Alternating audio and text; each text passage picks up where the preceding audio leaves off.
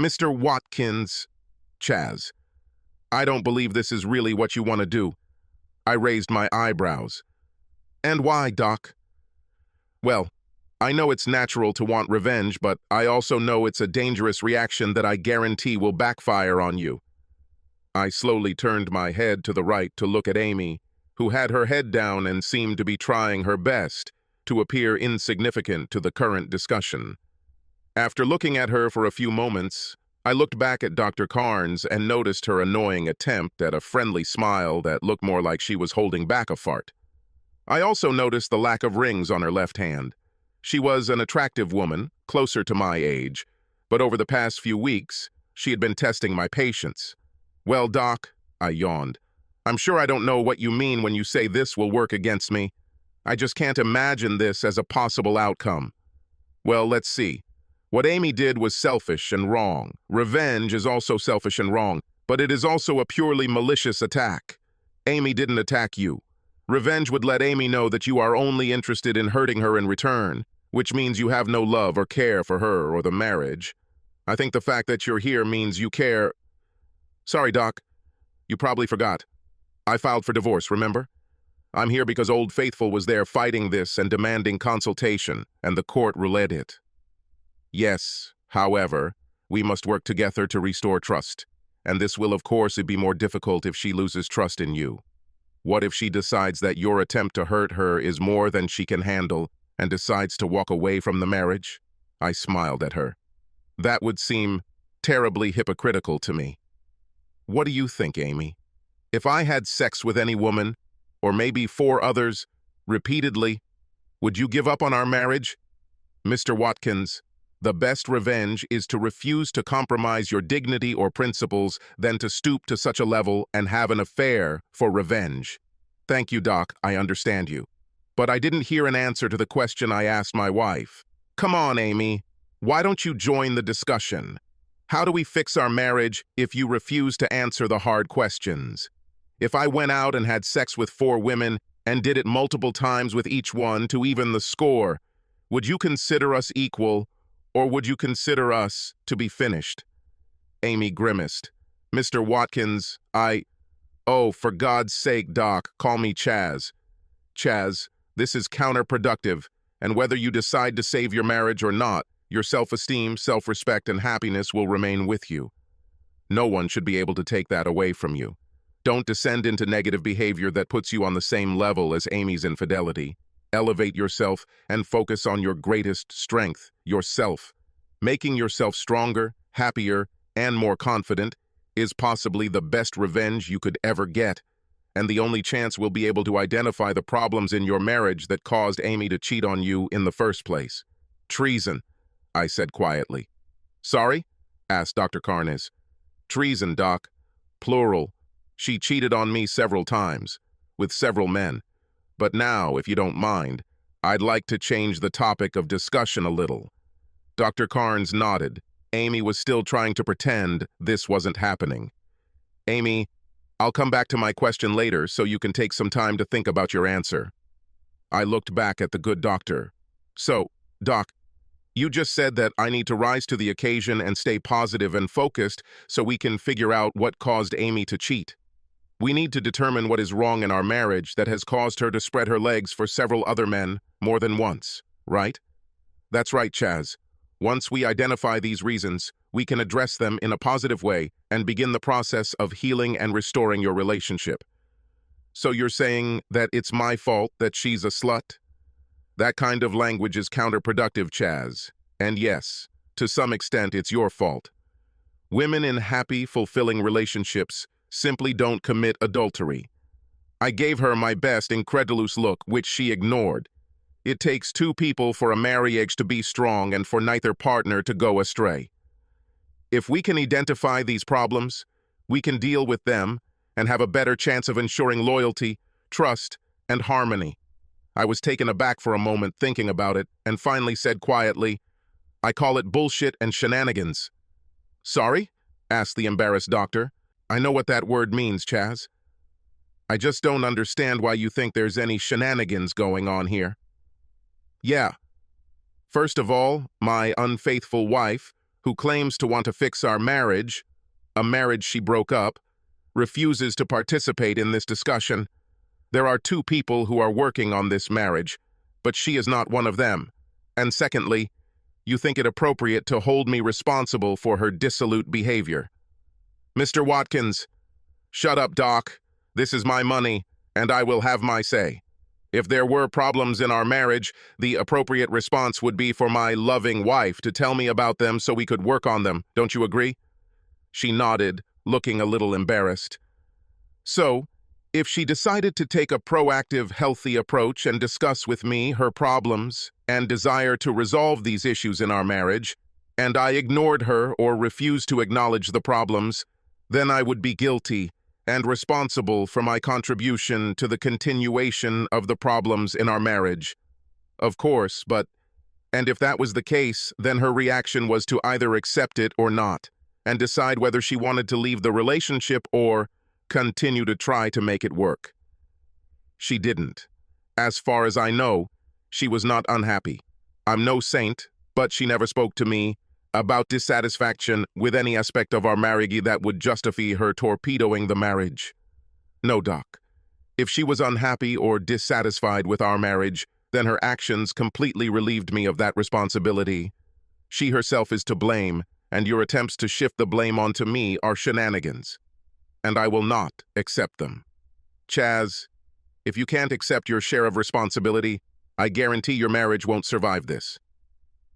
I slowly stretched in my chair, then stood up and headed towards the door. I think we're done.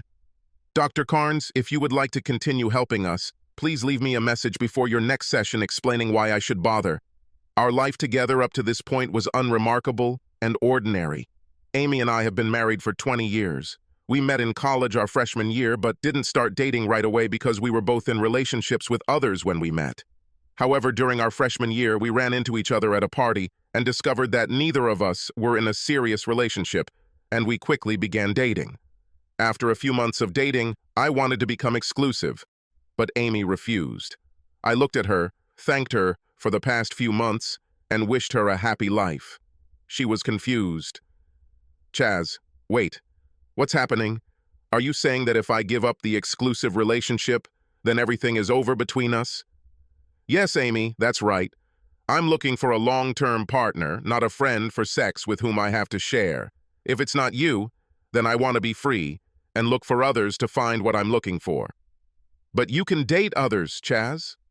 I don't understand why we should stop dating just so you can date others. We have fun together and have great sex. I'm dating a few guys and I still want to spend time with you. You are free to do the same, and if you find someone special that you want to have a serious relationship with, I will not stand in your way. I thought I already found her, Amy. I'm sorry I wasted your time and mine. Goodbye. I didn't date Amy again after that and spent the rest of my junior year dating others. Sometimes we bumped into each other at parties, but I never talked to her, much less called her. By my senior year, I was dating a beautiful Asian girl and was seriously considering marriage when she told me that she had been accepted to graduate school abroad and would be leaving the week after graduation. She was so happy that I couldn't bring myself to tell her how I felt, so I swallowed my wounded pride and helped her celebrate.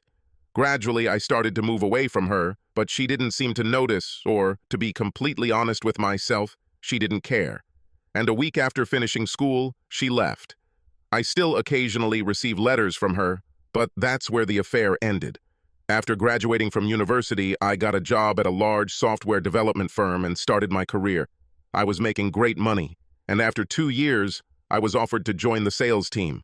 I started working in the development department, but they quickly discovered that I was one of the few developers they could trust to work with clients. And I quickly became the implementation project manager and pre-sales assistant for our account managers, whose technical and at the same time personal assistance was required. Ultimately, the VP of sales decided that I would probably succeed in sales, and she was right. In my first year in sales, I met 121% of my quota, which allowed me to generate serious tax income. I was happy at my job, owned a nice upscale apartment, drove a new car, and generally lived the life of a single man with no commitments. I was dating, having sex regularly, and I was miserable. I wanted a relationship, someone to share my success and life with. After 2 successful years in sales, I met Amy again by chance. She worked as a junior purchasing agent for the company I was presenting to and was included on the team evaluating our solution and proposal. Long story short, we started dating, and it seemed like Amy was ready for commitment this time and wanted an exclusive relationship. She seemed to have changed, and the chemistry was still there, so I agreed. And 18 months later, we got married. 2 years later, Amy gave birth to our son, Peter, but unfortunately she was told that another child was not wanted. We were devastated, but we were happy that we at least had Pete and decided to move on with our lives. I had a vasectomy and we moved on, cherishing our marriage, each other, our son, and our careers. After Pete left for college, Amy and I started having some friction. She was taciturn with me and seemed inclined to be where I was not. Our once vibrant sex life had dwindled to almost nothing, and I began to wonder about Amy. She worked a lot and was not at all kind to me. I've never ignored problems, so I hired a private investigator to find out what was going on. What happened led us to this point. Mr. Watkins, this is Dr. Carnes.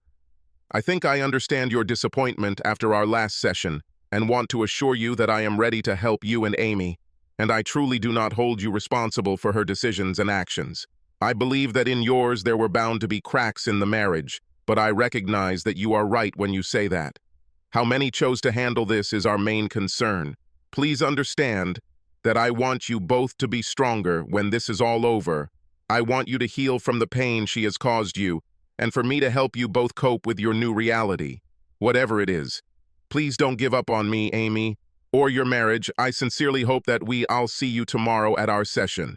I really wanted an answer to my question, and since Amy was currently staying with a friend and we weren't talking, I thought, what the hell, I'll give Doc another chance. Additionally, I could be held in contempt of court if I refuse to participate, in which case I would have to start the sessions all over again. Have you two been intimate since this all started? I stared at Amy, who never seemed to leave her chair or position since our last session. I waited a moment before answering, "No, Doc, we didn't have any intimacy," still looking at Amy, who stubbornly refused to look at me or the consultant. "And why, Chaz?" "Doc, do you mind if I take a break for a second and address Amy directly?" She looked wary but agreed. "Amy, are you here to participate or not? It seems like I'm doing all the hard work here, and as far as I know, I wasn't the one who lied or had sex with others. I didn't want this. You did it. You either step forward, or I'll end this right now.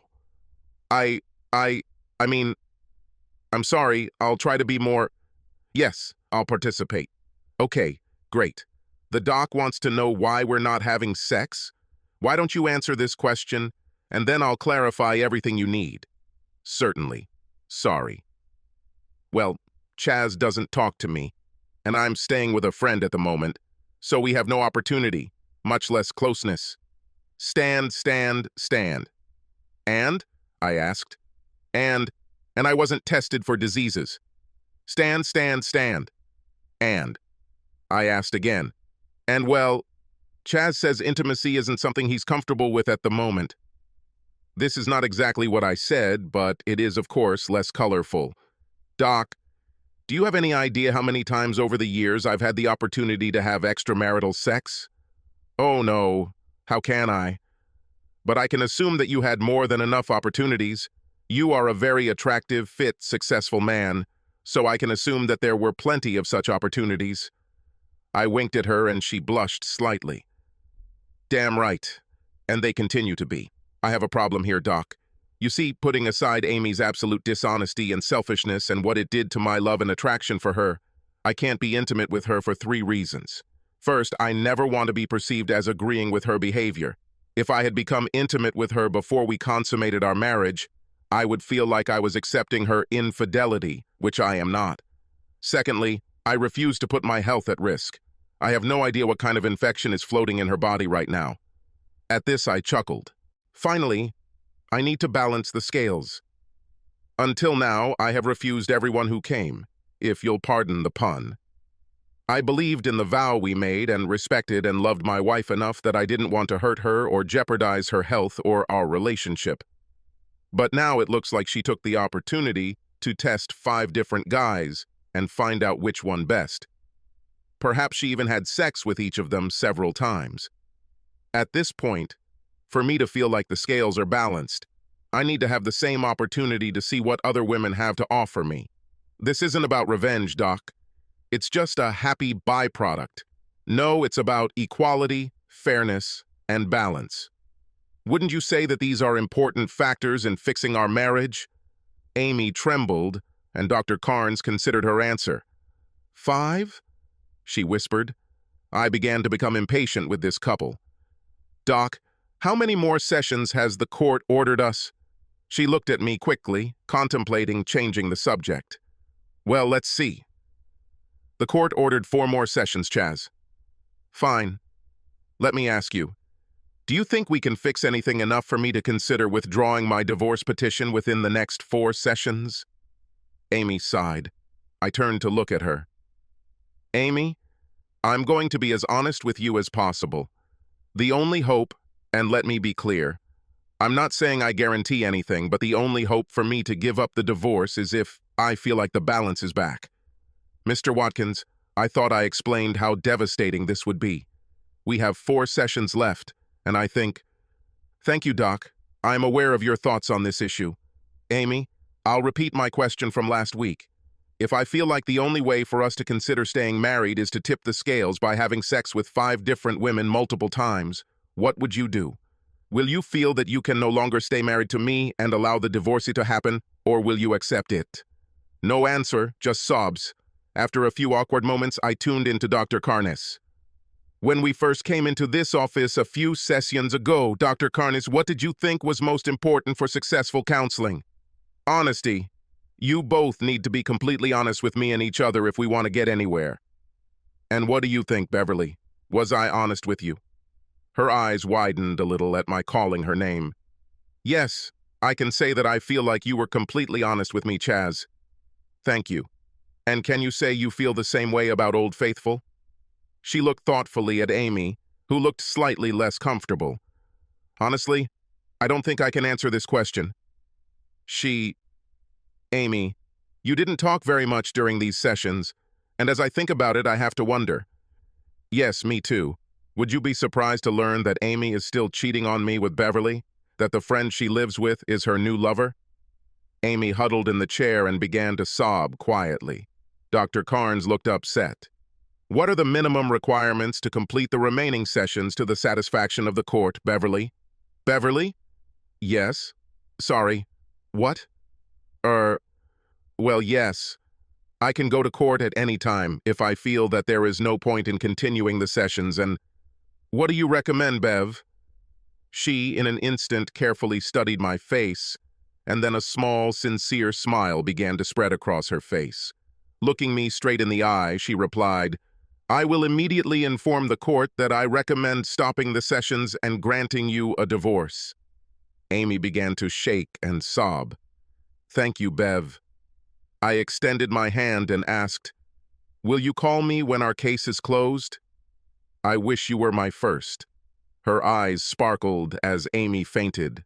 Subscribe to our channel so that you're